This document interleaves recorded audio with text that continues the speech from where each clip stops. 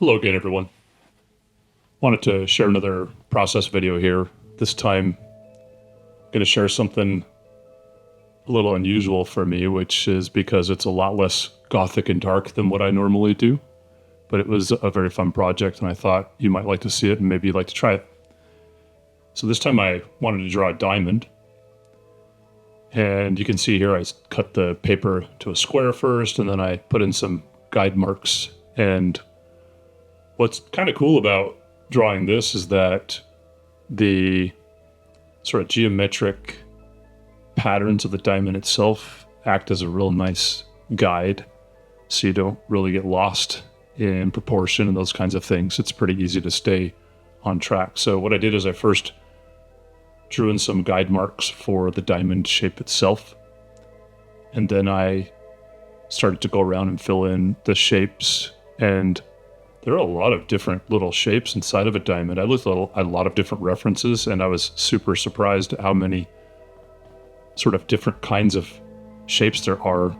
And I guess that's, I don't know, maybe that's what they mean when they talk about the clarity and the perfection stuff. I have no idea, because I don't know anything about diamonds. But the, I don't know, the structure inside of the diamond itself was really fascinating to me. So you can see them going around, adding in the shapes. I have the circular guide as well as the diamond shape guides that I'm kind of drawing around. And they're pretty light, so you might not be able to see them very well, but they were dark enough for me to see. And you can see that primary diamond pattern, the sort of rotated square shape in the center, is emerging as I go around here and fill in the various shapes. I don't remember how long this drawing took. It was a lot less time than a normal drawing. Most of my drawings take, I don't know, between 8 and 15 hours, sometimes 20.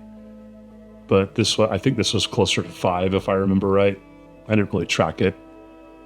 But it was a lot longer than I expected, because I thought, oh, a diamond, that's pretty simple. But once I started looking at all these various references to get an idea of how to draw it, I realized pretty quickly that, oh, wow, there's a lot more complexity involved in a diamond than I thought. There's all these, like I say, all these variety of shapes, but there's also a lot of different intensities in the tonality of the blacks and grays and whites within those shapes. So it's ended up being a very meditative process, because it's very abstract and was sort of really, I don't know, I didn't know what was going to come next, right? As I looked through various diamond patterns to get these shapes out of them and use as good references. So you can see that diamond shape in the center was really kind of coming out, that rotated square. And I'm starting to get an idea here for how I might want to put the sparkling at the various, I think they're called facets. I don't really know, again, what these diamond terms are. But you can see here I'm starting with a sparkle in the center, and then up at the top, put a couple other points.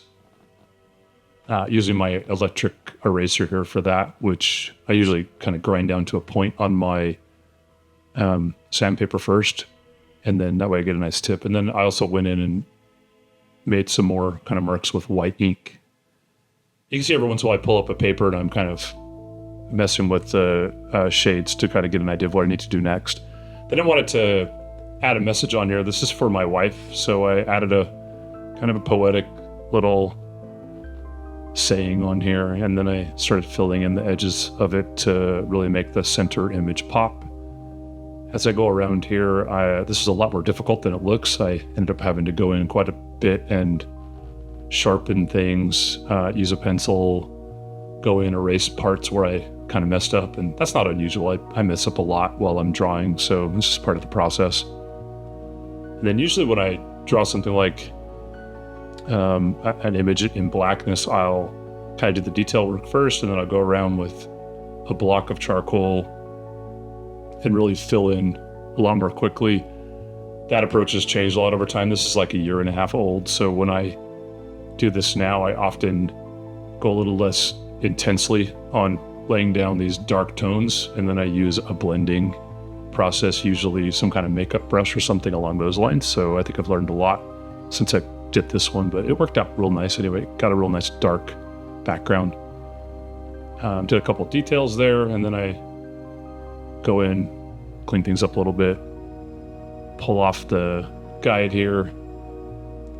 And then, like I said, this was a gift from my wife, so I gave it to her, and she put it in a nice square frame that I think matches really well. And she has this really great sort of maximalist room, which we're kind of in the process of moving things around in right now, but she put it on her wall right here, and I think it looks great. I think it matches really well in her maximalist environment. So that's it. Thanks, everyone. Talk to you next time. See you soon. Bye.